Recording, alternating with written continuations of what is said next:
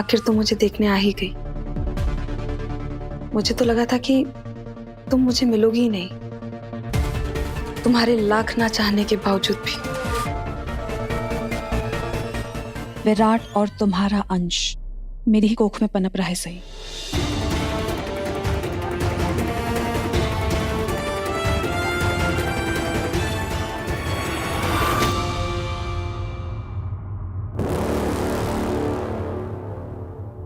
और इस सब के लिए आपने इतने खेल खेले? आपका हर खेल मैं अच्छे से जानती हूँ। किस खेल की बात कर रही हो सही? इतनी भोली बनने की कोई जरूरत नहीं है।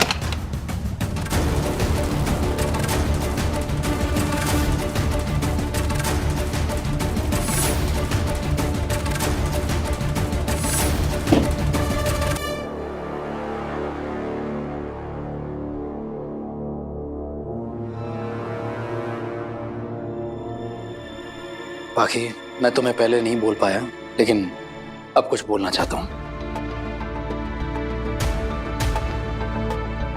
थैंक यू आखिरी वक्त पर हमारे सपने को बचाने के लिए। बस अब हम यही उम्मीद करते हैं कि आगे सब अच्छा हो। जिस बात के लिए आपको पाखी से सवाल करने चाहिए, आप उनकी तारीफ कर रहे हैं।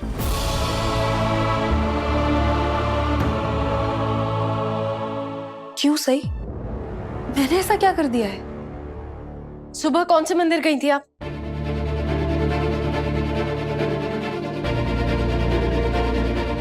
मेरे मायके के पास बप्पा का एक प्राचीन मंदिर है, वहीं गई थी। और कितना वक्त लगा आपको वहां पर? अब बस भी करो सही, क्यों कर रही हो तुम ये सब? विराट, तुम अपनी बीवी को समझाओ ना। ये मुझे थैंक यू बोलकर खुशी मनाने की बजाय मुझ पे शक कर रही है, मेरे साथ मुजरिम जैसा बर्ताव कर रही है। देखा आपने कितनी चालाकी से इन्होंने पूरी बात ही बदल दी। अगर ये एक मुजरिम जैसा बर्ताव नहीं है तो क्या है? आप तो पुलिस वाले हैं ना, आपको तो पता होगा कि एक मुजरिम जब अपना गुनाह छुपाता है तो क्या क्या तरीके अपनाता है।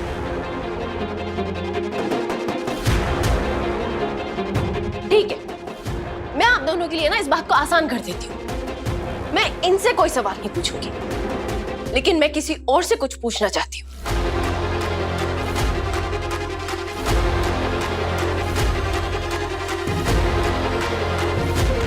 आइए।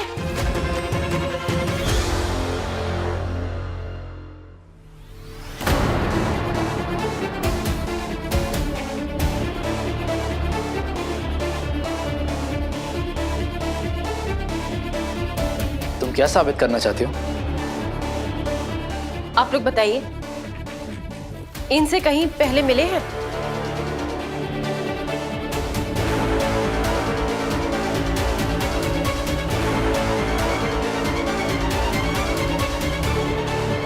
अगर इसने मेरा सच बता दिया तो मैं विराट को हमेशा के लिए खो दूंगी। पत्रलेखा, मैंने डॉक्टर से बात कर ली है, वो तेरी डिस्चार्ज के बाद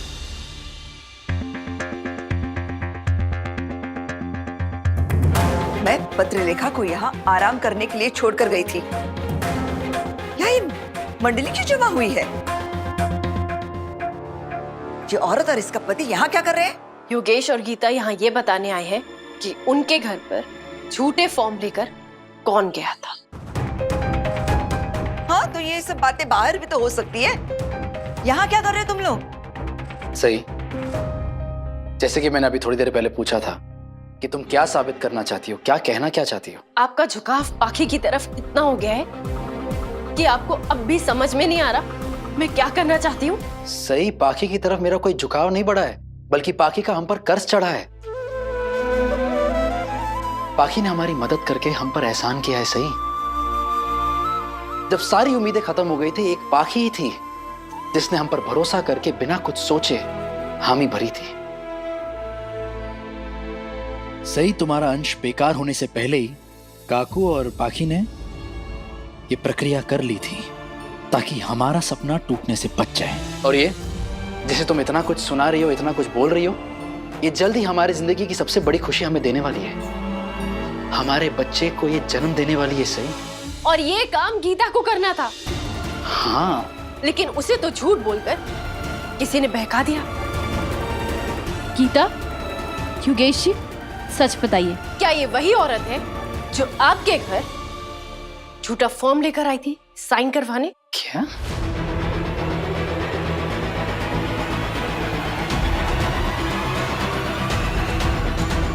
बड़ी मामी, ये सही क्या कह रही है? कौन सा फॉर्म, कैसी साइन, मुझे कुछ समझ नहीं आ रहा।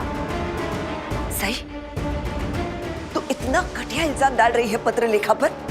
इसने तेरी इतनी मदद की और ये सिला दे रही है तू उसका। भवानी काकू, सारा सच अभी आपके सामने आ जाएगा, आप थोड़ा सा इंतजार करिए। बोलो गीता, योगेश, सच सच बताओ, क्या यही है वो माधुरी आप्टे जो आपके घर झूठे फॉर्म लेकर आई थी?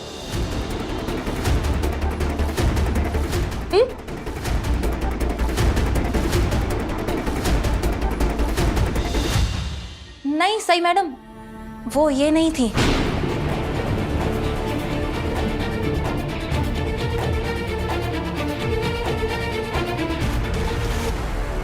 डॉक्टर साई को बताना होगा, चलो।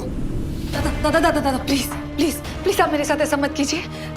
मैंने आपकी बीवी को सब कुछ सच सच बता दिया है।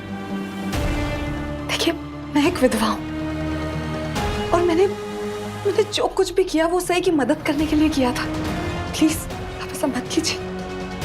देखिए, मैंने आप लोगों को कोई नुकसान नहीं पहुंचाया है। हाँ, मैंने झूठ जरूर बोला है, लेकिन ऐसा कहते हैं ना कि दूसरों की भलाई के लिए बोला गया झूठ 100 सच के बराबर होता है।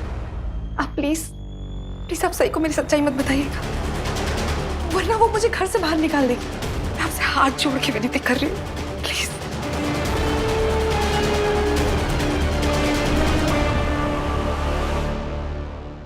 गीता जी, योगेश जी, माफ कीजिएगा, हमने आपका वक्त बर्बाद किया, सॉरी। नहीं गीता, योगेश, प्लीज ढंग से देखो ना, यही है ना वो औरत? नहीं मैडम, हमने इन्हें पहले कहीं नहीं देखा है। अब आप हमें इजाजत दीजिए। चलो गीता।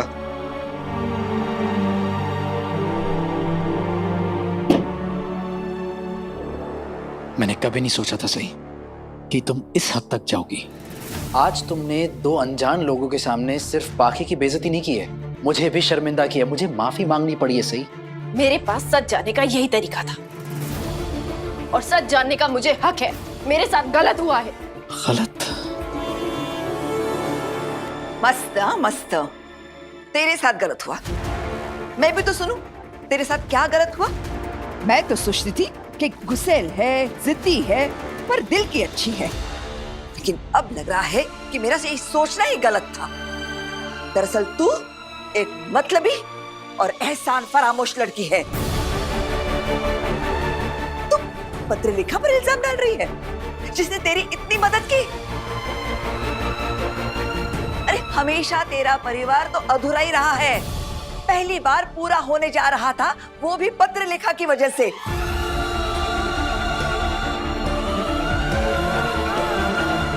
तेरी उस चुनी हुई औरत ने तो सब कुछ बर्बाद करके रखा था। आज पत्रलेखा नहीं होती तो खंडोबाई जाने क्या हो जाता। अरे तुझे तो इससे माफी मांगनी चाहिए, इसका शुक्रिया अदा करना चाहिए, और तू उसकी बेइज्जती किए जा रही है। मुझे तो समझ ही नहीं आ रहा बड़ी मामी कि मुझ पर इल्जाम किस चीज का लगाया जा रहा है। क्या मैंने तुम्हारे बच्चे को कोक देकर बहुत बड़ा गुनाह कर दिया है क्या? आपको ये सब करके बहुत मजा आता है क्या काकू?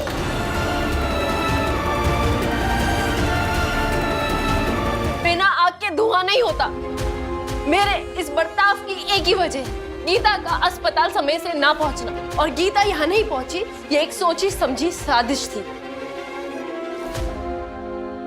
किसी ने जानबूझ के गीता को समय से घर से नहीं निकलने दिया, और जब मैं गीता को लेने गई तो गुंडों ने मुझ पर हमला किया। मेरा पर्स, मेरा फोन, सब कुछ चुरा लिया, छीन लिया मुझसे। ये सब महज इत्तेफाक तो नहीं है ना? ये सारी घटनाएं आपस में जुड़ी हुई हैं, मैं महसूस कर सकती हूँ। मुझे इसमें कोई गड़बड़ नहीं नजर आ रही है। ये सब तो तेरे साथ होते ही रहता है। इतने दुश्मन पाल रखे हैं तूने। हो सकता है ये उस आदमी का भी काम हो जो घोड़े पर बैठकर हमारे घर में घूम रहा था, चकता। हाँ, हो सकता है ये उसका काम हो या उसके किसी आदमी का काम हो। जो आदमी तेरे ससुराल तक पहुंच सकता है वो कुछ भी कर सकता है।